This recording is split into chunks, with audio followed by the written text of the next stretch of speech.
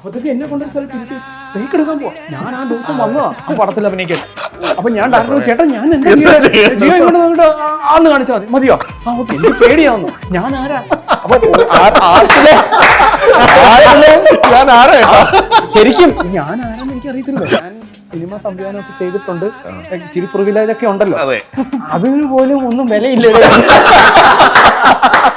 ഭയങ്കര കണക്ഷനുള്ള ഡയറക്ടേഴ്സിന്റെ അടുത്ത് ഞാൻ പോയിട്ട് ആ 5 കണ്ടു എന്ന് വരെ ഞാൻ ചിലപ്പോ പറഞ്ഞു പോയിട്ടുണ്ട്. അത്രയും ഇക്വേഷൻ ഉണ്ടെങ്കിലും 5 കണ്ടു കഴിയുമ്പോഴത്തേക്കും ഷോട്ട് ഇങ്ങനെ പോയിക്കൊണ്ടിരിക്കുന്ന ക്യാമറ പക്കം പറഞ്ഞ് പോയിട്ടൊക്കെ വന്നിട്ടുണ്ടാവും. അപ്പൊ നമുക്കറിയാം യൂസബിൾ അല്ലാന്ന്. ഇത് ഹാർട്ട് ബ്രേക്ക് തന്നെയാണ്.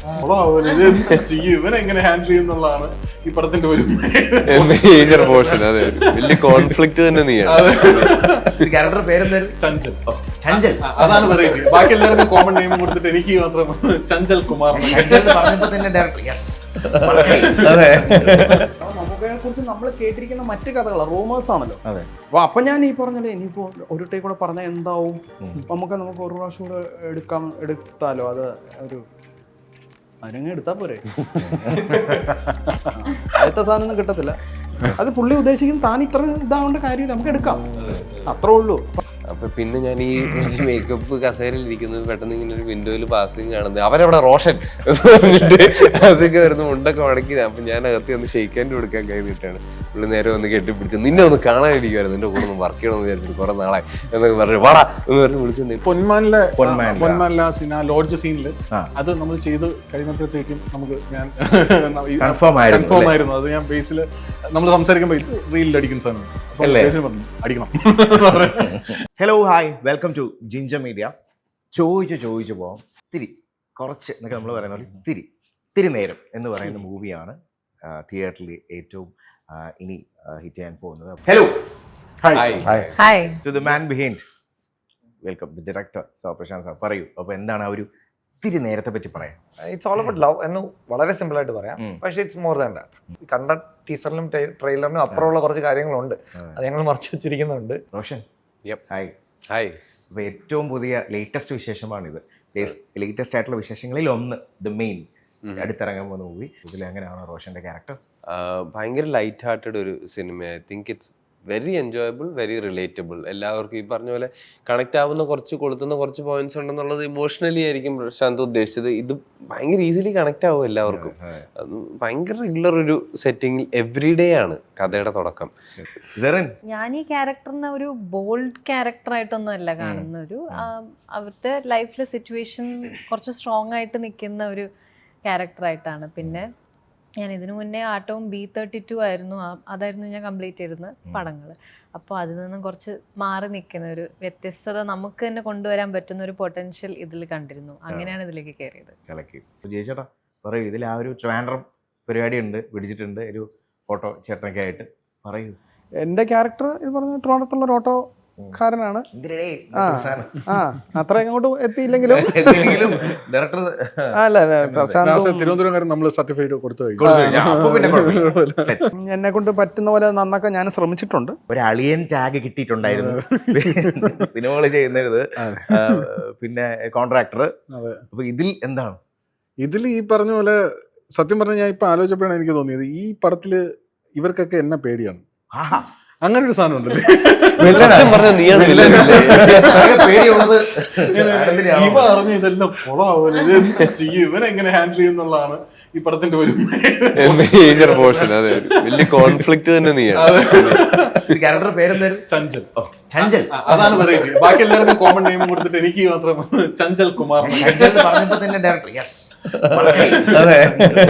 ഒരുപാട് എക്സ്പീരിയൻസ് ഉള്ള ആക്ടേഴ്സിന്റെ കൂടെ വർക്ക് ചെയ്യുമ്പോൾ പലരും പറഞ്ഞു കേട്ടിട്ടുണ്ട് അവർ പറയുന്ന പണ്ടത്തെ സ്റ്റോറീസ് അല്ലെങ്കിൽ പണ്ടത്തെ സിനിമ സെറ്റിൽ നടന്ന കഥ. ഇപ്പോൾ നന്ദിചേട്ടനൊക്കെ ആണെങ്കിലും എത്രയോ കാര്യങ്ങൾ നന്ദിചേട്ടൻ തന്നെ സ്റ്റോറി നറേറ്റ് ചെയ്യുന്ന ഷോസ് ഒക്കെ ഉണ്ടല്ലോ.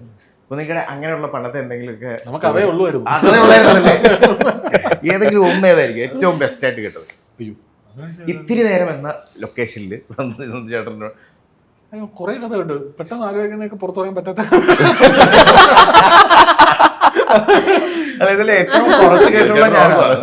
അല്ല, എനിക്ക് ഓർമ്മ വരുന്നത് ഇപ്പൊ ഒരു ദിവസം നന്ദു ചേട്ടൻ ഇങ്ങനെ സംസാരിച്ച് പഴയ ഇപ്പൊ കുര്യൻ സാറിന്റെ കൂടെ ഒക്കെ ഉള്ള അനുഭവങ്ങൾ പറയുമ്പോൾ ഞാൻ പറഞ്ഞു ചേട്ടൻ ഇപ്പം അന്ന് എന്താ ഭയങ്കരമായിട്ട് ചെറിയ ചെറിയ ക്യാരക്ടറായിരുന്നു അല്ലേ, അങ്ങനെ ഫോക്കസ് ചെയ്യാത്ത. ഞാൻ എനിക്ക് ഫോക്കസ് ചെയ്യാൻ തോന്നിയില്ലടി, ഫോക്കസ് ചെയ്ത് ഞാൻ ഇപ്പൊ കോടീശ്വരനായി. അന്ന് ആരെങ്കിലും പറഞ്ഞു തരാൻ വേണ്ടേ? അന്ന് ആരും വന്നില്ലെങ്കിലൊക്കെയാണ് പുള്ളി അഭിനയിക്കുന്നത്. പുള്ളി അസിസ്റ്റന്റ് ഡയറക്ടർ ആയിരുന്നു. പിന്നീടാണ് പുള്ളിക്ക് എന്ന് അഭിനയിക്കാം എന്നൊക്കെ തോന്നുന്നതും. അപ്പൊ അതിന്റെ ഒരു ഡിസിഷൻ മേക്കിങ്ങിന്റെ പ്രശ്നത്തെ പറ്റി എൻ്റെ അടുത്ത് ചേട്ടൻ പറഞ്ഞിട്ടുണ്ട്. അന്നേ അഭിനയിച്ചിരുന്ന കോടീശ്വരനായി പോയ പുള്ളി പറഞ്ഞ ഒരു കഥ എനിക്ക് ഓർമ്മയുണ്ട്. മറ്റേ ചന്ദ്രലേഖയുടെ സമയത്ത് അനിൽ കപൂർ ഡബ് ചെയ്യാൻ വന്നിട്ട് ലാലേട്ടന്റെ ഡബ് കേൾക്കാൻ വേണ്ടി നിന്ന ഒരു ഭയങ്കര രസമുള്ള കഥയായിരുന്നു. പുള്ളി കണ്ട് വണ്ടടിച്ചു പോയ ഒരു കഥ പറഞ്ഞിട്ടുണ്ട്. അത് കണ്ട് അതെ അത് പുള്ളി എന്ന് കണ്ടിട്ട് നേരെ വന്ന് ഷോറൂം മറ്റേ ഡബിങ് സ്റ്റുഡിയോക്കാർ വന്ന് നേരെ വന്ന് കാലിൽ വീണെന്ന് പറഞ്ഞു ലാലേട്ടന്റെ. അപ്പൊ ലാലേട്ടൻ വിളിച്ചോണ്ട് ഓടെ ചിലപ്പോ പുള്ളി എക്സ്ട്രാ ആയിട്ട് പറഞ്ഞായിരിക്കും, എന്നാലും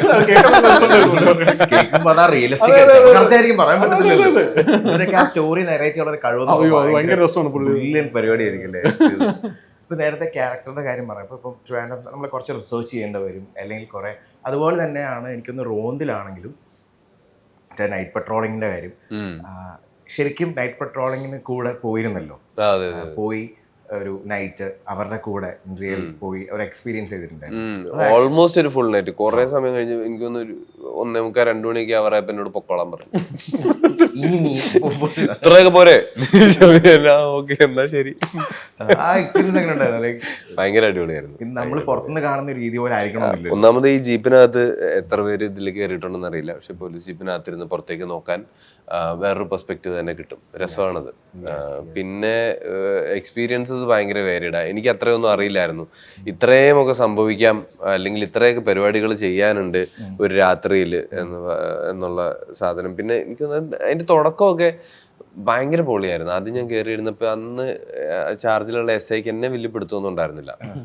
അപ്പൊ സംഭവം ഭയങ്കര regular night out with the corps. ഞാൻ ആ വണ്ടിക്കകത്ത് ഇൻവിസിബിൾ ആയി. പിന്നെ ഞാൻ ബാക്കിലായിരുന്നു. അപ്പോ 3 പേരുണ്ടായിരുന്നു. ഒരു SI പുറകിലുണ്ടായിരുന്നു എൻ്റെ കൂടെ, പിന്നെ ഡ്രൈവർ. ഞാൻ ഡ്രൈവറെ നോക്കാനായിട്ടുള്ള ഒരു ആംഗിളിലാണ് ഇരുന്നത്. പിന്നെ SI ഉണ്ട്. പിന്നെ അത് കഴിഞ്ഞിട്ട് ഒരു പോയിന്റ് കഴിഞ്ഞ് ഞങ്ങൾ വണ്ടി ചെക്കിങ്ങിനായിട്ട് കുറച്ചു നേരം നിർത്തിയിട്ടു. അപ്പൊ മറ്റേ ചെക്ക് ചെയ്യുന്നത് ഇത് കുട്ടിക്കാനം പോകാനുള്ള റൂട്ടാണ്. അപ്പൊ കുറെ ഡൂഡ്സ് ബൈക്കിൽ വരുന്നുണ്ട്.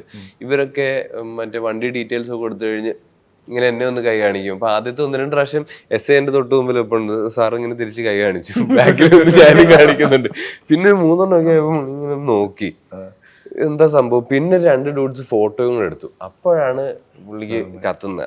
അത് കഴിഞ്ഞിട്ട് ഉള്ള ആക്ച്വലി സാധനം അത്ര ഹെൽപ്ഫുൾ ആയിരുന്നില്ല. കാരണം ഭയങ്കര ആത്മാർത്ഥതയോടെയായി പിന്നെ ഉള്ള വർക്ക് പരിപാടി. നമുക്ക് അതല്ലായിരുന്നു വേണ്ടത്. നമുക്ക് ഇവരുടെ ഒരു റെഗുലർ എവറിഡേ എന്ന് വെച്ചാൽ ഒരു നീണ്ട ദിവസത്തിന്റെ അവസാനം നമുക്ക് അറിയാം ഇവര് അവശരായിട്ടാണ് നിൽക്കുന്നത് ഈ രാത്രി.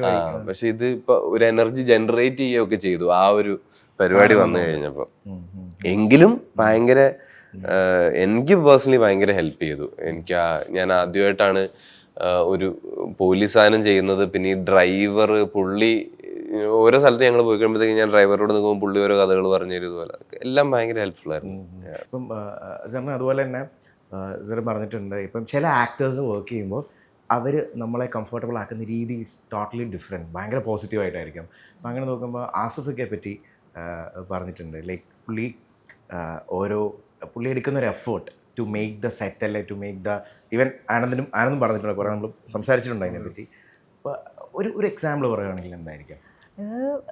സെറ്റില് എനിക്ക് പുള്ളിയുടെ സീൻസും കോമ്പിനേഷനും ഒന്നും ഇല്ലായിരുന്നു. പക്ഷെ നമ്മൾ പ്രൊമോഷൻ ചെയ്യുന്ന സമയത്ത് ഞാനും ഉണ്ണിലാലും ബാക്കിൽ എവിടെയെങ്കിലും പെട്ടിരിക്കുകയാണെങ്കിൽ അവർ ആസിഫിക്ക നമ്മളെ പെട്ടെന്ന് വിളിച്ച് ഒരു ഫ്രണ്ടിലേക്ക് വാ, ഇവരാണ് മെയിൻ എന്ന് പറയുന്ന, അതൊക്കെ നല്ല രസമാണ് കേൾക്കുന്നത്.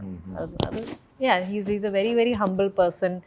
പിന്നെ നമ്മളെല്ലാവരെയും ഒരു ഇവന്റിന്റെ ഭാഗമാക്കാനാണ് പുള്ളിയുടെ ഒരു ഇന്റൻഷൻ. എനിക്കൊരു കഥയുണ്ട് ആക്ച്വലി. ഈ കൊത്ത് എന്ന് പറഞ്ഞ പടത്തിന്റെ ഷൂട്ട് തുടങ്ങുന്നത് ലോക്ക്ഡൌൺ ടൈമിലാണ്. അപ്പം അതിലിത് എൻ്റെയും സെറിൻ്റെയും ഈ പടത്തിലെ ക്യാരക്ടേഴ്സിൻ്റെ കാര്യം പറഞ്ഞതുപോലെയാണ്. ഇപ്പോൾ ആസിക്ക ചെയ്യുന്ന ക്യാരക്ടറും എൻ്റെ സുമേഷ് എന്ന് പറയുന്ന ക്യാരക്ടറും ഭയങ്കര ക്ലോസ് ഫ്രണ്ട്സ്. അതേ ലൈക്ക് ബ്രദേഴ്സ്. ഞാൻ ഇതിനു മുമ്പ് ആസിക്കിനെ കണ്ടിട്ടുമില്ല, പ്രോപ്പറായിട്ട് മറ്റേ ചില്ല് ചെയ്തിട്ടുമില്ല, ഒന്നുമില്ല. അവിടെ ഷൂട്ട് തുടങ്ങി കഴിഞ്ഞ ഒരു സെറ്റിൽ ജോയിൻ ചെയ്യേണ്ടി വരുന്നത് ഒരു ആക്ടർക്കുള്ള ഏറ്റവും വലിയ ബുദ്ധിമുട്ടുള്ള അവസ്ഥയാണ്.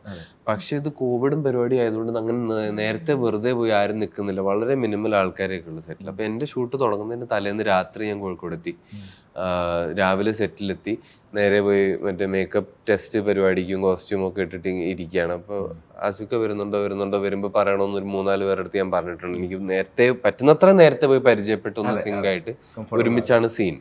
ആൻഡ് അത് രസമുള്ളൊരു സീനുമാണ്. അത് പോവരുത്, അത് വേസ്റ്റ് ആയി പോരുത്. സിബിസാറിന്റെ സെറ്റ് ഫസ്റ്റ് ഡേ. അപ്പൊ പിന്നെ ഞാൻ ഈ മേക്കപ്പ് കസേരയിൽ ഇരിക്കുന്നത് പെട്ടെന്ന് ഇങ്ങനെ ഒരു വിൻഡോയിൽ പാസിങ് കാണുന്നത്, അവരവിടെ റോഷൻ അതൊക്കെ വരുന്ന മുണ്ടൊക്കെ മടക്കി. അപ്പൊ ഞാൻ അകത്ത് ഒന്ന് ഷെയ്ക്കാൻഡ് കൊടുക്കാൻ കഴിഞ്ഞിട്ടാണ് പുള്ളി നേരെ വന്ന് കെട്ടിപ്പിടിച്ച്, നിന്നെ ഒന്ന് കാണാനിരിക്കുമായിരുന്നു, നിന്റെ കൂടെ ഒന്ന് വർക്ക് ചെയ്യണമെന്ന് വിചാരിച്ചിട്ട് കുറെ നാളായി എന്നൊക്കെ പറഞ്ഞു, വാടാ എന്ന് പറഞ്ഞ് വിളിച്ചോണ്ട്. ഈ പരിപാടി ഞാനൊരു 3 മണിക്കൂറിൽ സംഭവിക്കും എന്ന് പ്ലാൻ ചെയ്ത പരിപാടി പുള്ളി 10 സെക്കൻഡിൽ തീർത്തു തന്നു. പിന്നെ ചെന്നിട്ട് നിന്ന് അഭിനയിച്ചാൽ മതി. അത് ഭയങ്കര പൊളിയാ. ഒരു ലക്കി ചാമാണ് ബേസിൽ ജോസഫ് എന്ന് ആനന്ദ് പല പ്രാവശ്യമായിട്ട് നമ്മളുടെ ഡിസ്കഷനിലും പറഞ്ഞിട്ടുണ്ട്. ഒരു പെർട്ടിക്കുലർ സീൻ കണ്ടിട്ട് യെസ് ബേസിൽ ആനന്ദിനെ കൺഗ്രാജുലേറ്റ് ചെയ്തിട്ടുമുണ്ട്. അല്ലെന്നുണ്ടെങ്കിൽ ഒരു സീൻ കണ്ടിട്ടാണ് മറ്റേ വേറെ മൂവിയിൽ കിട്ടിയത്. അങ്ങനെ ഉണ്ടെങ്കിൽ ഏതായിരിക്കും? ഞാൻ കൊറേ പറഞ്ഞിട്ടുണ്ട്, ഇതിൽ ഏതാണെന്നല്ലേ? അല്ലല്ല, അതേത് സീൻ? എന്റെ സീൻ കണ്ടിട്ട് ഞാൻ അങ്ങനെ ഉണ്ടെന്ന് എനിക്ക് ഓർമ്മയില്ല കേട്ടോ, സത്യമായിട്ട് ഓർമ്മയില്ല. പക്ഷേ കോൺട്രാക്ടർ ക്യാരക്ടർ കഴിഞ്ഞിട്ട് മറ്റേ വീട് പണിയുന്നതിന്റെ സമയത്ത് പല ആൾക്കാരും വന്ന് പറഞ്ഞിട്ടില്ലേ, ഇതെനിക്ക് റിലേറ്റ് ചെയ്യാൻ പറ്റി. എത്ര പേര് പറഞ്ഞിട്ടുണ്ട്? അത് ഈ പുതുതായിട്ട് വീട് വെച്ചവരോ അത് റീസെന്റ് വീട് വെച്ചോണ്ടിരിക്കുന്നവരോ വീട് വെച്ച് കഴിഞ്ഞവരോ ഒക്കെ വന്ന് പറഞ്ഞിട്ടുണ്ട് ഭയങ്കര റിലേറ്റബിൾ ആയിട്ടുള്ള ക്യാരക്ടർ ആയിരുന്നു കോൺട്രാക്ടർ. അത് ഈ ബാക്കിയുള്ള പല സ്ഥലത്തും ഈ കോൺട്രാക്ടർമാർ, ഞാൻ എല്ലാ കോൺട്രാക്ടർമാരും പറയല്ല കേട്ടോ, ജനറലൈസ് ചെയ്യാൻ പാടില്ലല്ലോ. അവസാനം ഞാൻ ഒരു വീട് വെക്കുകയാണെങ്കിൽ എല്ലാം നിന്നെ കാത്തിരിക്കുന്നു, നീ വാ വീട് വെക്കുക എന്നൊക്കെ പറയും ചിലർ. അത് അപ്പൊ പലരും പറഞ്ഞിട്ടുള്ളതെന്ന് വെച്ചാൽ ഈ പരിപാടി ഈ മെറ്റൽ മാറ്റി അപ്പുറത്ത് പോവുക, സിമന്റ് ചാക്കുകൾ അപ്പുറത്ത് ഓടിക്കുക, അപ്പുറത്തെ സൈറ്റിൽ നിന്ന് ഇപ്പുറത്ത് ഇടുക എന്നുള്ളത് എല്ലാവരും ചെയ്യുന്ന പരിപാടികൾ തന്നെയാണ്. അപ്പൊ ഇതില് അയാളിൽ പറയുന്നതെന്ന് വെച്ചാൽ ഞാൻ ഇതുവരെ കള്ളത്തരമൊന്നും ചെയ്തിട്ടില്ല. ചില സൈറ്റിൽ കുറവുണ്ടാകുമ്പോൾ അപ്പുറത്തെടുത്ത് മാറ്റും, അപ്പൊ അവിടെ നിന്ന് വരുമ്പോൾ ഇവിടെ എടുത്ത് വരും, അത്രേ ഉള്ളൂ എന്നുള്ള നൈസായിട്ട് മാനേജ് ചെയ്യുന്നത്. അല്ലാതെ ചതിക്കാൻ ഞാൻ ഉദ്ദേശിച്ചിട്ടില്ല എന്ന് പറയുന്നത്. അപ്പൊ ആ ഒരു ക്യാരക്ടറിനെ പലർക്കും അത് റിലേറ്റ് ചെയ്യാൻ പറ്റിയിട്ടുണ്ട്. ചിലര് പറ്റിക്കുന്നവരുണ്ട്, അതും റിലേറ്റ് ചെയ്യാൻ പറ്റിയിട്ടുണ്ട്. അപ്പൊ അങ്ങനെ കുറെ പേര് വന്ന് പറഞ്ഞിട്ടുണ്ട്. അത് കേൾക്കുമ്പോൾ ഒരു സന്തോഷമുണ്ട്. ഇപ്പൊ നേരത്തെ നമ്മൾ പറഞ്ഞല്ലോ ഒരു അളിയൻ ടാഗ് അല്ലെ, ഇപ്പൊ കോൺട്രാക്ടർ, കാരണം ഇതൊക്കെ അളിയൻ ടാഗ്, പിന്നെ ഗതിയില്ലാത്ത ആങ്ങളസ്ഥ, അതൊക്കെ ഉണ്ട്. എന്ത് ചെയ്യാം, ഇതൊക്കെ ക്യാരക്ടർ വർക്ക് ആവുന്നതുകൊണ്ട് മാത്രമേ ഈ ടാഗ് കിട്ടത്തുള്ളൂ അല്ലേ? Appreciation actually. ഇതിൽ എന്ത് ടാഗ് ആയിരിക്കാം കിട്ടാൻ പോകുന്നത്? കഥ അതല്ല, എന്നാലും ജസ്റ്റ് ചൊറി സ്റ്റാർ ചൊറിയൻ എന്നുള്ളതായിരിക്കും. അത് ഉറപ്പായിട്ടും വരും. ഇങ്ങനെ ഒരു ചൊറിയൻ ചൊറിയൻ ക്യാരക്ടറാണോ ചഞ്ചൽ? ആണ്. അതിൽ തന്നെ നമ്മള് മറ്റേ സ്റ്റിക്കേഴ്സ് ഉണ്ടല്ലോ, ഇതിപ്പം വീഡിയോ ഞങ്ങൾക്കൊക്കെ മാത്രമല്ല ഉള്ള ആക്സസ്. അപ്പൊ ഞാൻ ഇതിന്റെ സ്ക്രീൻഷോട്ട് ഒക്കെ എടുത്ത് ഓൾറെഡി സ്റ്റിക്കർ ആയിട്ടൊക്കെ അയക്കാറുണ്ട് ചഞ്ചലിന്റെ പല എക്സ്പ്രഷൻസ്.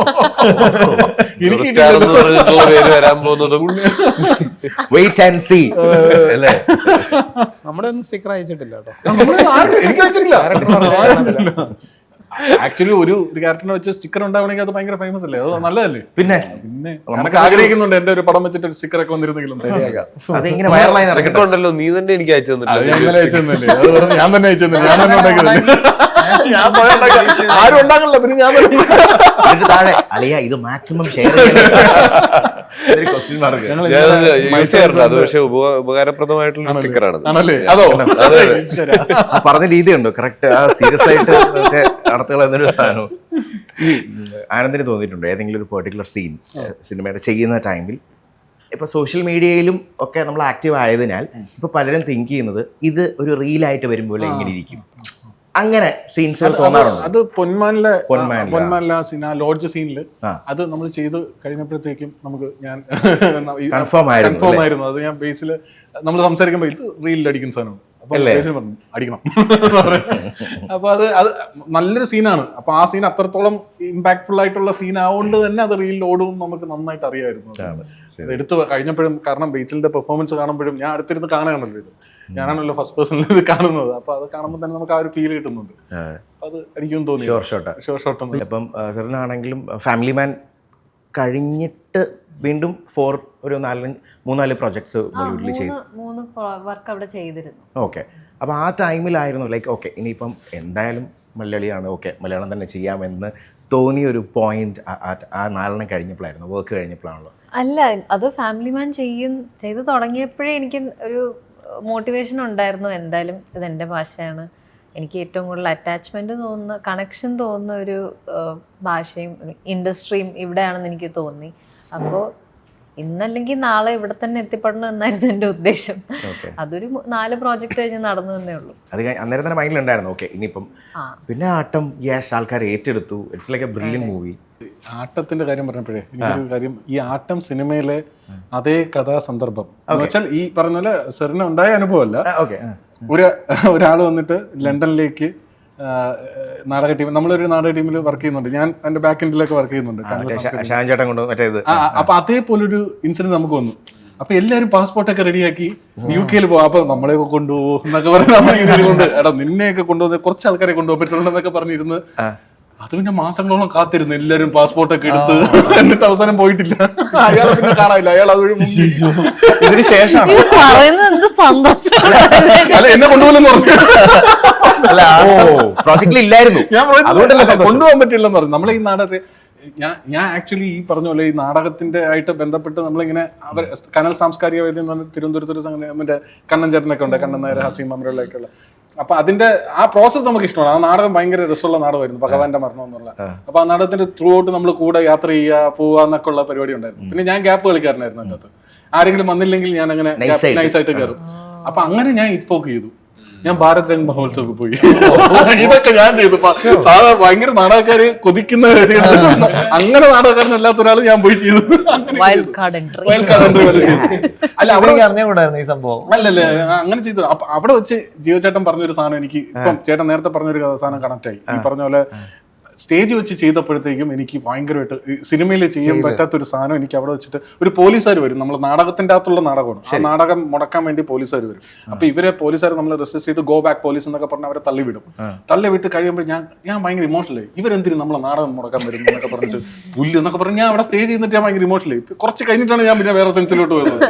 അപ്പൊ ആ മൊമെന്റ് എനിക്ക് സിനിമയിൽ നിന്ന് ഇതുവരെ അല്ല എനിക്ക് അത് ഞാൻ ഇടപെടുകയാണ്, വേറെ നമ്മൾ കട്ട് ചെയ്യാലും കുഴപ്പമില്ല. എനിക്ക് ആ പ്രോസസ്സ് എല്ലാവർക്കും എങ്ങനെയൊന്ന് അറിഞ്ഞാൽ കൊള്ളാമെന്നുണ്ട്. കാരണം ഞാൻ സിനിമയിൽ അഭിനയിക്കുമ്പോൾ നമ്മൾ ഡയറക്ടറായിട്ടാണല്ലോ നിൽക്കുന്നത്. നമ്മളെപ്പോഴും നമ്മുടെ ആക്ടേഴ്സിൽ ഭയങ്കര ഫോക്കസ്ഡാണ്. അവരിൽ നിന്ന് എന്താ വേണ്ടതെന്നുള്ളത് മാത്രമാണ് നമ്മുടെ മനസ്സിൽ. അപ്പോൾ അതിന് വേണ്ടിയിട്ട് നമ്മൾ ചിലപ്പോൾ ബാക്ക് സ്റ്റോറീസ് ഉണ്ടാക്കും, പെർഫോമൻസ് കിട്ടാൻ വേണ്ടി എന്തൊക്കെ ചെയ്യും. പക്ഷേ ഇവരുടെ ഉള്ളിൽ നടക്കുന്ന പ്രോസസ്സ് എന്താണെന്ന് എനിക്ക് ശരിക്കും അറിയത്തില്ല. അപ്പോൾ ഞാൻ സിനിമയിൽ അഭിനയിക്കുമ്പോഴും നിങ്ങൾക്ക് എന്താ വേണ്ടതെന്നുള്ളത് നമ്മുടെ സിനിമയിൽ ഇപ്പോൾ ഞാൻ എൻ്റെ സിനിമയിൽ അഭിനയിച്ചിട്ടുണ്ട്. അപ്പോൾ അതിനെനിക്ക് കൃത്യമായിട്ട് അറിയാം ഞാൻ എന്താ ചെയ്യേണ്ടതെന്ന്. മറ്റേന്ന് പറഞ്ഞാൽ നമുക്ക് കൃത്യത കുറവുണ്ടോ വേറെ ഡയറക്ടറോട് അഭിനയിക്കുമ്പോൾ. അപ്പോൾ അതുകൊണ്ടായിരിക്കും എനിക്ക് കിക്ക് കിട്ടാത്ത. കാരണം റോഷൻ്റെ ഒക്കെ ഒരു പ്രോസസ്സ്. എന്നാൽ ഞാനിപ്പോൾ ഒരു നാടകത്തിൻ്റെ റിഹേഴ്സലില്ല. ഇപ്പോൾ ഒരു 10 ദിവസം ആകുമ്പോൾ ഞാൻ 1ാമത്തെ ദിവസം ചെയ്ത അതേ കഥാപാത്രം 10 ദിവസത്തിലേക്ക് എത്തുമ്പോൾ ഞാനത് ഭയങ്കരമായിട്ട് എൻജോയ് ചെയ്യുന്നുണ്ട്. പല സമയത്തും എൻ്റെ നമ്മുടെ സോളിൽ അത് വന്ന് ഇടിക്കുന്നുണ്ട്. അത് ഞാൻ 1ാമത്തെ ദിവസം ചെയ്യുന്ന പോലെയല്ല ഇപ്പോൾ ചെയ്യുന്നത്. ഇപ്പോൾ അതിൻ്റെ ഡയറക്ടറിൻ്റെ അടുത്ത് പറഞ്ഞു, ജിയോ ഭയങ്കരമായിട്ടും ഇങ്ങനെ മാറിക്കൊണ്ടിരിക്കുകയാണല്ലോ, എവിടെയെങ്കിലും ഇത് കൊണ്ട് ഫിക്സ് ചെയ്യണം കേട്ടോ, ജിയോ തന്നെ ഫിക്സ് ചെയ്താൽ മതി എന്ന് പറഞ്ഞു. സോ അത് ഞാൻ ഭയങ്കര എൻജോയ് ചെയ്യുന്നുണ്ട്. കാരണം ഒരു ദിവസം തന്നെ 10 പ്രാവശ്യം ചെയ്യുന്നു, അല്ലെ 10 കൂടുതൽ ചെയ്യുന്നു. എനിക്ക് പുതിയ അനുഭവമാണ്. ഞാൻ പണ്ടൊക്കെ നാടകത്തിൽ അഭിനയിച്ചിട്ടുള്ളൂ കോളേജ് സമയത്തൊക്കെ. അപ്പോഴും ഈ കിക്ക് കിട്ടുന്നുണ്ടായിരുന്നു. സിനിമയിൽ വരുമ്പോൾ ഈ ഒന്ന് നമ്മളെ തടസ്സപ്പെടുത്തുന്ന ഒരുപാട് കാര്യങ്ങളുണ്ടല്ലോ. എന്നാലും സിനിമയിൽ അഭിനയിക്കുന്ന ഒരു മൊമെൻറ്റ് നമുക്ക് വലുത് തന്നെയാണ്. ഞാൻ ചോദിക്കുക റോഷന്റെ അടുത്തും സാറിന്റെ അടുത്തും ആനന്ദ് പറഞ്ഞോണ്ട് ഞാൻ പറഞ്ഞത് കട്ട് ചെയ്തോട്ടെ. ടെക്നിക്കൽ ആയിട്ടാണ് സിനിമയിൽ അഭിനയിക്കുന്നതെന്നാണ് ബേസിക്കലി തോന്നിയിട്ടുള്ളത്. അപ്പൊ അഭിനയിക്കുന്ന സമയത്ത് എന്തെല്ലാം എനിക്ക് ആക്ച്വലി ഞാൻ ആ സമയത്ത് ജിയോ ചേട്ടൻ ഇത് പറഞ്ഞപ്പോ ഞെട്ടി എന്താന്ന് വെച്ചാൽ ജിയോ ചേട്ടൻ അഭിനയിക്കുന്നത് ഇപ്പൊ സിനിമകളിലായിട്ടും പിന്നെ ഇപ്പൊ ഇത്തിരി നേരത്തിലൊക്കെ നേരിട്ട് ഞാൻ കണ്ടിട്ടുണ്ടല്ലോ. അപ്പൊ ആക്ടിങ് എന്ന് പറയുന്ന പ്രോസസ്സ് എൻജോയ് ചെയ്ത് തുടങ്ങിയ ഒരാളുടെ സകല ലക്ഷണങ്ങളും ഞാനതിൽ കണ്ടിട്ടുണ്ട്. അപ്പൊ ഞാനിത് വാച്ച് ചെയ്യുന്നത് എനിക്ക് ഭയങ്കര ഇഷ്ടമാണ്. കാരണം ഇതേ സാധനം ഞാൻ പോത്തേട്ടൻ്റെ അടുത്ത് പറഞ്ഞിട്ടുണ്ട്. ഞങ്ങൾ ആദ്യം മൂത്തോന് വർക്ക് ചെയ്യുമ്പോൾ പോത്തേട്ടൻ അഭിനയിക്കുകയാണ്, പക്ഷെ ഭീകര പരിപാടിയാണ് പോത്തേട്ടൻ അവിടെ കാണിച്ചുകൊണ്ടിരിക്കുന്നത്. അപ്പൊ അന്ന് ഞാൻ ആലോചിച്ചു, ഇത് പോത്തേട്ടൻ ചുമ്മാ അങ്ങനെ വെറുതെ കയറി അഭിനയിക്കുന്ന ഒരു ഡയറക്ടർ ഒന്നും അല്ല, പുള്ളി ആക്ച്വലി നല്ല ആക്ടറാണ്. പിന്നെ ട്രാൻസ് കണ്ടു കഴിഞ്ഞപ്പോൾ എനിക്ക് ഭയങ്കര ലീപ്പ് തോന്നി. പിന്നെ ഇപ്പൊ ഞങ്ങള് റോന്ത് ചെയ്തപ്പോ അപ്പൊ അതുപോലെ ഞാൻ വാച്ച് ചെയ്യുന്നതാണ് ജിയോ ചേട്ടൻ്റെ പരിപാടികൾ. എനിക്ക് ആ സ്പാർക്ക് സെൻസ് ചെയ്യാൻ പറ്റിയപ്പോൾ ഇപ്പം ഞാൻ വിചാരിക്കുന്നത്, എനിക്ക് സിനിമയിൽ ചെയ്യുമ്പോൾ വേറെ ഗെയിമാണ് ഇത്. ഈ പറഞ്ഞതുപോലെ മൊമെന്റിന്റെ ഒരു 5% നമ്മൾ ഈ ഒരു ടേക്കിൽ പോകുന്നുള്ളൂ. പക്ഷെ അതിനകത്ത് ഇതിനു മുമ്പ് നടന്ന കാര്യവും ഈ ബാക്ക് സ്റ്റോറിയും ഈ റിലേഷൻഷിപ്പും എല്ലാം മുറുക്കെ പിടിച്ചു വെക്കണം. ബാക്കി ടെക്നിക്കലായിട്ടുള്ള സാധനങ്ങളെ എല്ലാം മായ്ച്ചു കളയണം എന്ന് പറയുന്ന ഒരു സാധനം നമ്മൾ പ്രാക്ടീസ് ചെയ്ത് വന്നിട്ട് അത് കറക്റ്റായിട്ട് ചെയ്യാൻ പറ്റുന്ന, സത്യസന്ധമായിട്ട് ചെയ്യാൻ പറ്റുന്ന മൊമെന്റ് ആ ടേക്ക് ഓക്കെ അല്ലെങ്കിൽ പോലും ഭയങ്കര സാറ്റിസ്ഫാക്ടറിയാണ്. അത് ഭയങ്കര കിക്കാണ്. അത് കിട്ടിക്കഴിഞ്ഞിട്ട് പിന്നെ ചിലപ്പോൾ ആ ടേക്കൊക്കെ പോയി അല്ലെങ്കിൽ അത് വേറെ എന്തെങ്കിലും കാരണം കൊണ്ട് ഒന്നുകൂടെ ചെയ്യണമെന്ന് പറഞ്ഞു കഴിയുമ്പോൾ നമുക്ക് ഭയങ്കര ഹാർട്ട് ബ്രേക്ക് ആയിരിക്കും. അറിയാം അതിന് കിട്ടൂല, പക്ഷെ എങ്കിലും ആ സെർച്ച് എക്സൈറ്റിംഗ് ആണ്. ഇത് നമ്മളോട് പ്രാക്ടീസ് പറയുന്നത് ചിലപ്പോൾ 6ാമത്തെ ടേക്ക് ഓക്കെ ചിലപ്പോൾ ഒട്ടും മൈൻഡ് ചെയ്തില്ല, 6 ഞാൻ ഇതിന്റെ മറ്റേ ഭയങ്കര കണക്ഷനുള്ള ഡയറക്ടേഴ്സിന്റെ അടുത്ത് ഞാൻ പോയിട്ട് ആ 5 ഒന്നിട്ട് കണ്ടു എന്ന് വരെ ഞാൻ ചിലപ്പോ പറഞ്ഞു പോയിട്ടുണ്ട്. അത്രയും ഇക്വേഷൻ ഉണ്ടെങ്കിലും. അപ്പൊ 5 കണ്ടു കഴിയുമ്പോഴത്തേക്കും ഷോട്ട് ഇങ്ങനെ പോയിക്കൊണ്ടിരിക്കുന്ന ക്യാമറ പക്കം പോയിട്ടൊക്കെ വന്നിട്ടുണ്ടാവും. അപ്പൊ നമുക്കറിയാം ഇത് യൂസബിൾ അല്ലാന്ന്. ഇത് ഹാർട്ട് ബ്രേക്ക് തന്നെയാണ്. പക്ഷെ എങ്കിലും ആ കിട്ടുന്ന ആ ഒരു മൊമെന്റ്, അല്ലെങ്കിൽ എനിക്ക് പിന്നെ ഞാൻ ഭയങ്കരമായിട്ട് എൻജോയ് ചെയ്തിട്ടുള്ളത് ചിലപ്പം എന്റെ പോലും ആയിരിക്കില്ല ഷോട്ട്, ഞാൻ സജഷനിലാണ് നിൽക്കുന്നത്. നമ്മളൊരു സീൻ ഇങ്ങനെ ചെയ്തുകൊണ്ടിരിക്കും. ഉദാഹരണത്തിന് ഞാനും സാറിന് വേണമെന്ന് വിചാരിച്ചു, എന്റെ ആംഗിൾ എടുത്തു കഴിഞ്ഞു, എന്നിട്ട് ഇപ്പുറത്തെ സജഷനിൽ വെച്ച് കഴിയുമ്പോഴത്തേക്കും സാറിന് വേറൊരു സാധനം തരുന്നു. പെട്ടെന്ന് ഒരു ടേക്കിൽ 4 ടേക്കിൽ ഒരു ടേക്കിൽ ഒരു സാധനം. എനിക്കത് വാച്ച് ചെയ്തിരിക്കുന്നത് പോലും ഭയങ്കര എക്സൈറ്റ്മെന്റ്.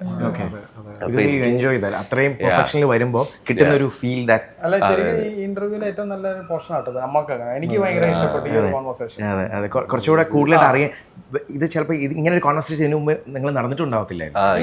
സിറ്റുവേഷൻ വന്നത് അപ്പൊ ആനന്ദ് അത് ഒന്നുകൂടെ എടുത്തു പറഞ്ഞതുകൊണ്ടാണ് എനിക്കത് അപ്പോഴേ പറയണം തോന്നിയായിരുന്നു. അതാണ് ചിലപ്പോൾ ചിലർ പറയുന്നത് കേട്ടു, ഈ പറയുന്നത് കേൾക്കാറുണ്ട്, ഈ ഡയറക്ടർ ഡിപ്ലോമാറ്റിക് ആയിട്ട് പറയും, കുഴപ്പമില്ലായിരുന്നു, നമുക്കൊന്നുകൂടെ ഒന്ന് ട്രൈ ചെയ്ത് നോക്കാം, ഓക്കെ സെറ്റ് ഇമ്മീഡിയറ്റ് അങ്ങനെ പറയാം. അപ്പൊ അത് വെയിറ്റ് ചെയ്യാറുണ്ടോ? Depends on the actors. അതൊരു ഇല്ല, നമ്മൾ അതായത് ഒന്ന് ഇപ്പൊ എനിക്ക് അങ്ങനെ നമുക്ക് ആകെ പറയാൻ പേടിക്ക് തോന്നുന്നു എനിക്ക് തോന്നിയ ഒരാൾ മമ്മൂക്ക മാത്രമേ ഉള്ളൂ. അപ്പൊ ഞാൻ ആദ്യത്തെ 2 സിനിമകളും കുഞ്ഞു പിള്ളേരാ. അപ്പൊ ഇപ്പൊ പ്രശാന്ത് 25 തവണ എടുത്തെന്ന് പറഞ്ഞാൽ ഞാൻ 25, 30 ഒക്കെ എടുത്തിട്ടുണ്ട്. സോ നമ്മൾ നല്ല ട്രെയിൻഡാ. കുഞ്ഞുങ്ങളെ വെച്ച് വർക്ക് ചെയ്താൽ കുറച്ച് കഴിയുമ്പോൾ അവർ നമ്മളെ ഞെട്ടിക്കുന്ന പെർഫോമൻസും തരും. കാരണം അവർക്ക് റെഫറൻസ് ഒന്നുമില്ല. അപ്പൊ അങ്ങനെ നമ്മുടെ ഒരു സിനിമയുടെ യാത്ര അങ്ങനെയായിരുന്നു. അപ്പോൾ പിന്നെ എന്താ പറയുക, പല സിനിമകളും നമ്മൾ ചെയ്തു. എനിക്ക് ഈ പറഞ്ഞ റീടേക്ക് പറഞ്ഞാൽ എന്തെങ്കിലും പ്രശ്നമുണ്ടോ എന്ന് തോന്നിയ ഒരു ആക്ടർ ശരിക്കും മമ്മൂക്ക വരുമ്പോഴേ ഉള്ളൂ. കാരണം മമ്മൂക്കയെ കുറിച്ച് നമ്മൾ കേട്ടിരിക്കുന്ന മറ്റു കഥകളാണ്, റൂമേഴ്സ് ആണല്ലോ. അപ്പൊ ഞാൻ ഈ പറഞ്ഞല്ലേ, ഇനിയിപ്പോ ഒരു ടേക്ക് കൂടെ പറഞ്ഞാൽ എന്താവും, നമുക്ക് ഒരു പ്രാവശ്യം കൂടെ എടുത്താലോ, അത് ഒരു അരങ്ങ് എടുത്താ പോരെ. ആദ്യത്തെ സാധനം ഒന്നും കിട്ടത്തില്ല. അത് പുള്ളി ഉദ്ദേശിക്കുന്ന താൻ ഇത്ര ഇതാവേണ്ട കാര്യമില്ല, നമുക്ക് എടുക്കാം, അത്രേ ഉള്ളൂ. അപ്പൊ അത് ഒരു സമയത്ത് മാത്രമേ ഉള്ളൂ. പിന്നെ നമ്മൾ റീടേക്ക് വേണമെങ്കിൽ റീടേക്ക് ഉണ്ട് അവിടെ. അപ്പൊ അങ്ങനെ പോയിട്ട് റീടേക്കിന് വേണ്ടി പ്രത്യേകമായി സമീപിക്കേണ്ട ആൾക്കാരോടൊന്നും ഞാൻ ജോലി ചെയ്തിട്ടില്ല. നമ്മൾക്ക് അങ്ങനെ തോന്നിയിട്ടുള്ളത് തന്നെ തെറ്റായിരുന്നു നമുക്ക് മനസ്സിലായി. ദിലീഷ് ചേട്ടൻ പറഞ്ഞ ഒരു കാര്യം ഉണ്ടല്ലോ, എല്ലാ സെറ്റിലും ആദ്യം വരുന്ന ലൈറ്റ് ആൾക്കാരാണ്, മറ്റേ സാധനമാണ്, ആക്ടേഴ്സിന് അവസാനമേ വരുള്ളൂ, അവർക്ക് സമയമില്ല എന്നുള്ളത്. അപ്പൊ ദിലീഷ് ചേട്ടന്റെ സെറ്റിൽ നേരെ തിരിച്ചാണ്, ആക്ടേഴ്സാണ് ആദ്യം വരുന്നത്.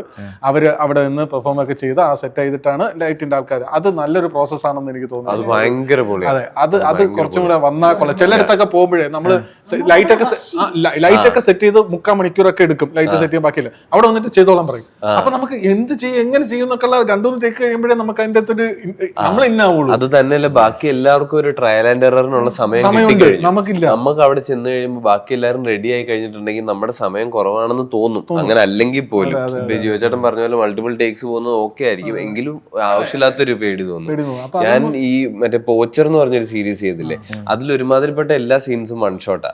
അപ്പൊ എല്ലാ സീനിലും കുറെ മൂവ്മെന്റും കുറെ ആക്ടിവിറ്റീസും ഒക്കെ ഉണ്ട്. ഇപ്പൊ ഒരു സീനിൽ കുറെ കാർട്ടണുകൾ തപ്പണം. അപ്പൊ ഞങ്ങളൊരു 6-7 പേര് തപ്പി ഇതെല്ലാം പൊളിച്ച് മാറ്റി അകത്തെ സാധനങ്ങളൊക്കെ എടുത്ത് ബബിൾ റാപ്പ് തുറന്ന് ഇത്ര ആക്ടിവിറ്റി ഉണ്ട്. അപ്പൊ ഇതിനൊന്ന് സെറ്റ് ചെയ്ത് കഴിഞ്ഞിട്ട് ഇത് ചെയ്ത് കഴിഞ്ഞ് റീസെറ്റ് ചെയ്യണമെങ്കിൽ ഒരു അരമണിക്കൂർ അവിടെ പോകും. അപ്പൊ നമ്മൾ ഇതിനു മുമ്പ് ആദ്യം ആക്ടേഴ്സിനെ വിളിച്ചിട്ട് എല്ലാവരെയും വെച്ച് ഫ്രീ ആയിട്ട് നിങ്ങൾ എങ്ങനെയാണ് ഈ സീൻ ചെയ്യാൻ പോകുന്നത് വെച്ചാൽ ചെയ്യാൻ പറയും. ഡയറക്ടറും DOP നിന്ന് കാണും. എന്നിട്ട് അതനുസരിച്ച് ലൈറ്റ് ചെയ്തിട്ട് സെറ്റ് ചെയ്ത് ഷൂട്ട് ചെയ്യാണ്. ഭയങ്കര പൊളി പ്രോസസ്സാണ്. പക്ഷെ അപ്പം ഈ പരിപാടി മിസ്സായി പോകും. ഓരോ ടേക്കിന്റെ വില കൂടും. നമുക്ക് റീടേക്ക് വേണ്ടി വരിക എന്ന് പറഞ്ഞാൽ അവിടെ അരമണിക്കൂർ വേസ്റ്റ് ആവുകയാണ് ഇത് മൊത്തം റീസെറ്റ് ചെയ്യാൻ വേണ്ടി. അപ്പൊ ഒരു 6-7 റിഹേഴ്സൽ പോയി എല്ലാം പക്കയാക്കിയിട്ട് ഒറ്റ ടേക്കിൽ അടിച്ചെടുക്കുക എന്നുള്ള. അഭിനയിക്കാൻ പോകുന്നു, അഭിനയിക്കുന്നു, ചെല്ലുന്നു, ചേട്ടാ റെഡിയാവോ, പെട്ടെന്ന് റെഡിയാവും, ഡ്രസ്സ് മാറുന്നു, ഒരു കൈലി മുണ്ടും ഷർട്ടുമാണ്. എന്താ സംഭവം? അപ്പൊ അവിടെ ശരിക്കും പറഞ്ഞാൽ വലിയൊരു പ്രശ്നം നടന്നുകൊണ്ടിരിക്കുക സെറ്റില്. അല്ല ഡിപ്പാർട്ട്മെന്റ് ഹെഡ്സ് തമ്മിൽ ശരിക്കും വഴക്കാം. അപ്പൊ അസോസിയേറ്റ് ഡയറക്ടർക്ക് അത് മാനേജ് ചെയ്യുക, അത് കണ്ടാൽ നമുക്ക് പോയിട്ട് എന്താ ചെയ്യാന്ന് ചോദിക്കാൻ പറ്റത്തില്ല. അപ്പത്തേക്ക് എന്നെ കൊണ്ടൊരു സ്ഥലത്ത് തിരുത്തി ടേക്ക് എടുക്കാൻ പോവാ. ഞാൻ ആ ദിവസം വന്നതാ ആ പടത്തിൽ അഭിനയിക്കാൻ. അപ്പൊ ഞാൻ ഡയറക്ടർ ചേട്ടാ ഞാൻ എന്താ ജിയോ ഇങ്ങോട്ട് ആള് കാണിച്ചാൽ മതിയോ? ഓക്കെ, എനിക്ക് പേടിയാവുന്നു. ഞാൻ ആരാ? അപ്പൊ ഞാൻ ആരാ? ശരിക്കും ഞാൻ ആരാന്ന് എനിക്ക് അറിയത്തില്ല. ആർട്ടിലെ പയ്യൻ കൊണ്ടുവന്ന് എന്റെ അടുത്ത് ഒരു പൈന്റിന്റെ കുപ്പി വെക്കുന്നു. അപ്പൊ നീ അടിച്ചിട്ടാണോ ഇരിക്കുന്ന ആളാണോ? അപ്പൊ ഡയറക്ടർ ചേട്ടാ ഞാൻ അടിച്ചിട്ടുണ്ടോ? 2 പെഗ്. ഓക്കെ, അപ്പഴത്തേക്ക് ഞാൻ നന്നായി മടക്കി വെച്ചിരിക്കുന്ന ഇതായിരുന്നു. അപ്പൊ ആക്ഷൻ എന്ന് പറഞ്ഞ ഓക്കെ ഫസ്റ്റ് ടേക്കിലൊക്കെ. അപ്പോഴും എനിക്കറിയത്തില്ല ഞാൻ ആരാണ്. ഞാനിങ്ങനെ വിഷമിച്ചിരിക്കുന്നു, എനിക്ക് ചോദിക്കാനുള്ള സാഹചര്യമില്ല. അപ്പൊ എന്റെ ഒരു ഫ്രണ്ടിനെ കാണുന്നു, ആക്ട്രസ് ആരാന്ന് പറയാൻ പറ്റില്ല. ഈ ചേച്ചിയെ കണ്ടപ്പോ എനിക്കൊരു സമാധാനം. അറിയാവുന്ന ഒരാളുണ്ടല്ലോ. അപ്പൊ ചേച്ചി എന്നാ വന്നെ? ഞാൻ 4 ദിവസം ജിയോ വന്നിട്ട്. ആണോ ചേച്ചിയുടെ ക്യാരക്ടർ ഉണ്ടോ? എനിക്കിതാ ഇവർക്കൊക്കെ അറിയാവോ. ഞാനൊരു എന്തോ ഒരു ഇവിടുത്തെ ഒരാളാണ്. അല്ല അപ്പൊ ചേച്ചിക്ക് ക്യാരക്ടർ ഒന്നും അറിയത്തില്ല. അപ്പം ഞാനും മറ്റൊരു ആക്ട്രസും ഞങ്ങൾ 2 പേരും മറ്റേ ജാഫർ ഇടുക്കിയുടെയും ജോണി ആന്റണിയുടെയും ഭാര്യമാരാ. ഓക്കെ ചേച്ചി ആരാരുടെ ഭാര്യയാന്ന് ഞങ്ങൾക്ക് അറിയത്തില്ല. അതെന്താ അങ്ങനെ? എന്റെ ജിയോ ഇതിങ്ങനെ എടുപിടിന്ന് എടുക്കുക. ഞങ്ങൾ 2 പേരും വരുന്നു, അവര് വരുന്നു, ഇതുപോലെ ഡയലോഗ് പറഞ്ഞോളാൻ പറഞ്ഞു, തിരിച്ചു. അപ്പൊ ഇത് സത്യമാണ്. ഇതിപ്പോ പറയുന്നത്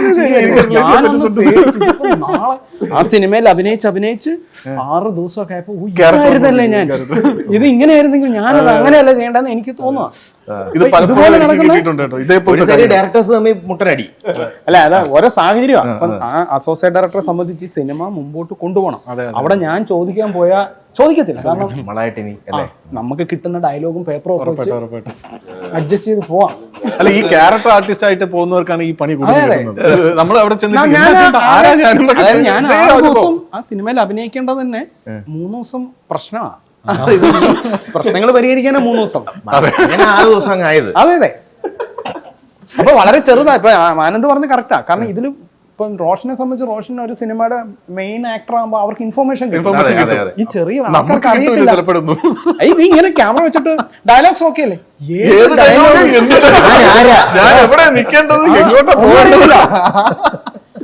ഞാൻ ആലോചിക്കുന്നത്, ഞാൻ സിനിമ സംവിധാനം ഒക്കെ ചെയ്തിട്ടുണ്ട്, ഇച്ചിരി പ്രിവിലേജ് ഒക്കെ ഉണ്ടല്ലോ, അതിന് പോലും ഒന്നും വിലയില്ല.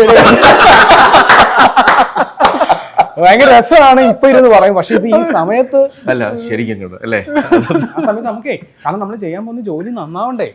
ഒരു ഇൻഫോർമേഷൻ ഇല്ലാതെ എങ്ങനെ? അപ്പം ഈ എപ്പോഴെങ്കിലും ഒരു ടൈം ചോദിക്കണമെന്ന് പോലും നമുക്ക് തോന്നിയില്ല അല്ലെ? ഈ പെർട്ടിക്കുലർ തോന്നുമ്പോ ഇതേപോലെ അല്ലേ നമ്മൾ ചോദിക്കുമ്പോ അവർക്കൊരു പ്രഷർ ആവരുതല്ലോ. ഓൾറെഡി പ്രഷർ നിൽക്കുന്നു. 100 പ്രശ്നത്തിൽ നിന്നിട്ടായിരിക്കും ഒരു പടമൊക്കെ ഇങ്ങനെ ഒന്ന് ചെയ്തെടുക്കുന്നത്. അപ്പൊ പോയിട്ട് നമ്മൾ നൈസായിട്ട് ചോദിക്കാം. കാരണം ഈ സാധനം വൃത്തികേടാവാതെ വരണമല്ലോ, ചെയ്ത് വെക്കാനുള്ള പരിപാടികളൊക്കെ പിടിക്കും. അപ്പൊ ഡയലോഗ് കിട്ടിയില്ലെന്ന് ചോദിച്ചിട്ട് തരുന്ന ഡയലോഗ് 4 പേജാണ് അപ്പൊ സ്പോട്ടില്. അപ്പൊ എനിക്ക് ഇങ്ങനെ കേട്ടിട്ട് പറയാൻ ഇഷ്ടമില്ല. ഭയങ്കര എന്തോ ഭയങ്കര മെക്കാനിക്കലായി പോകും, ഡ്രാമാറ്റിക് ആയി പോകും. പക്ഷെ 4 പേജ് ഡയലോഗ് ഇതാ എടുക്കാൻ പോകുന്ന പറഞ്ഞാൽ ഞാൻ പ്രോംപ്റ്റ് ചെയ്തോളാൻ പറയാൻ അല്ലാതെ വേറെ നിർവാഹം വേറെ വഴിയില്ല. അതെങ്ങനെ കാണപ്പാടം പഠിച്ചിട്ട് അപ്പൊ പറയാനാ? ഇങ്ങനെയുള്ള സെറ്റിലൊക്കെ നമ്മൾ ആദ്യം ചോദിക്കുന്ന അസിസ്റ്റന്റ് അടുത്ത് ചോദിക്കടാ എന്താ സംഭവം അറിഞ്ഞൂടാ, സീനാ അറിഞ്ഞൂടാ ചെറുതാങ്ങനെ പറഞ്ഞിട്ടുണ്ട്. ഈ തീരെ ഇങ്ങനെ സ്റ്റക്ക് ആവുന്ന സിറ്റുവേഷനിൽ ഹെൽപ്പ് ചെയ്യുന്ന രണ്ട് അനുഭവം ഉണ്ടായിട്ടുണ്ട് എനിക്ക്. ഒന്ന് മറ്റേ ഏത് പടമാണെങ്കിലും തുടങ്ങിയ ഒരു ഫ്ലോയിൽ എത്തിക്കഴിഞ്ഞാൽ നമ്മൾ ജോയിൻ ചെയ്താൽ കുറച്ച് ബുദ്ധിമുട്ടാണ്. എല്ലാം സെറ്റ് എല്ലാവരും ഒരു സിംഗിലൊക്കെ എത്തിക്കഴിഞ്ഞു. ഞാനപ്പോ തെക്കൻ തല്ല് കേസ് ജോയിൻ ചെയ്യുമ്പോൾ അവർ 16-17 ദിവസം ഓൾറെഡി ഷൂട്ട് ചെയ്ത് കഴിഞ്ഞു. അപ്പൊ ഞാൻ അവിടെ ചെന്നിട്ട് ആദ്യം എടുക്കാൻ പോകുന്നത് ഞങ്ങളുടെ മറ്റേ മോതിരം മാറ്റൽ സീനാണ്. ഫുൾ കാസ്റ്റ് ഉണ്ട്, എല്ലാവരും അവിടെ ഭയങ്കര ചിരിയും കളിയും ബഹളവും. ഞാൻ റെഡി ആയി കഴിഞ്ഞിട്ട് ഒരിക്കലും വാനിൽ ഇരിക്കാത്ത ഞാൻ ഇങ്ങനെ വാനിൽ തന്നെ ഇരിക്കും. എനിക്ക് പേടി. അവിടെ എല്ലാവരും തമ്മിൽ ഇക്വേഷൻ സെറ്റ് ആയല്ലോ, ഞാൻ ഇനി അവിടെ ചെന്നിട്ട് മൊത്തം ചളിയാവൂല്ലോ, അങ്ങനെ പേടിച്ചിരുന്നിട്ട് ഞാൻ എൻ്റെ ഒരു ഫ്രണ്ടിനെ വിളിച്ചു. അപ്പൊ എന്താണ് ടെൻഷൻ, ഞാനിന്ന് സെറ്റിൽ ആദ്യമായിട്ട് വന്നല്ലേ, നിങ്ങൾ രണ്ടുപേരില്ലേ? ഞാൻ ചാര്, നീയും നിന്റെ കഥാപാത്രവും. അയാളെ ആരും കണ്ടിട്ടില്ലല്ലോ, ഇന്ന് ആദ്യമായിട്ടല്ലേ, അതായിട്ട് അങ്ങ് പൊക്കോളാം. രണ്ടാമത്തേത് ഇതുപോലെ ഒരു ദിവസം ഭയങ്കര ലോസ്റ്റ് ഹെക്ടിക് നൈറ്റ് ഷൂട്ട്, വെളുക്കാറായി എടുത്തുകൊണ്ടിരിക്കുക. ഞാൻ ചെയ്തിട്ട് ശരിയാവുന്നില്ല എന്ന് എനിക്കൊരു തോന്നല്, വൃത്തികേടാ വന്നു. ഭയങ്കര ക്രൂഷ്യൽ മൊമെന്റ്, പടത്തിന്റെ ക്ലൈമാക്സ് ഒക്കെ. അപ്പൊ ഞാൻ എന്റെ വളരെ ബുദ്ധിയുള്ള കോ ആക്ടറുടെ അടുത്ത് പോയിട്ട് പറഞ്ഞു, ഭയങ്കര സാഡാണ്, എന്താ പ്രശ്നം, ഞാൻ ചെയ്തിട്ട് ഒട്ടും ശരിയാവുന്നില്ല. അതെന്താ, അല്ല ജസ്റ്റ് ഇമാജിൻ ചെയ്ത് നോക്കാം, അതാണോ അത്രയും നല്ല മൊമെന്റ് അല്ലേ? പിന്നെ അസറുദ്ദീൻ ഷാ ഒക്കെ ആയിരുന്നെങ്കിൽ, അസറുദ്ദീൻ ഷാ ഇവിടെ ഇല്ലല്ലോ, ഇല്ല, തൽക്കാലം നീ മാത്രമല്ലേ ഉള്ളൂ, അപ്പൊ നീ ചെയ്യുന്നു, ഓക്കെ. അപ്പൊ ഇത് രണ്ടും എന്നെ ഭയങ്കരമായിട്ട് ഹെൽപ്പ് ചെയ്തിട്ടുണ്ട്. ഇങ്ങനത്തെ സിറ്റുവേഷനുകൾ വരുമ്പോ തൽക്കാലം ഇപ്പൊ ഇവിടെ ഞാൻ മാത്രമേ ഉള്ളൂ. പിന്നെ എന്റെ കഥാപാത്രം ഞാനും ഇല്ലേ, 2 പേരുണ്ടല്ലോ. പിന്നെ ഞങ്ങള് 2 പേര്. അപ്പോൾ അടിപൊളിയാവട്ടെ. All the very best to everyone. കിടിലം. ഓക്കെ, അടിപൊളിയാവട്ടെ. Thank U.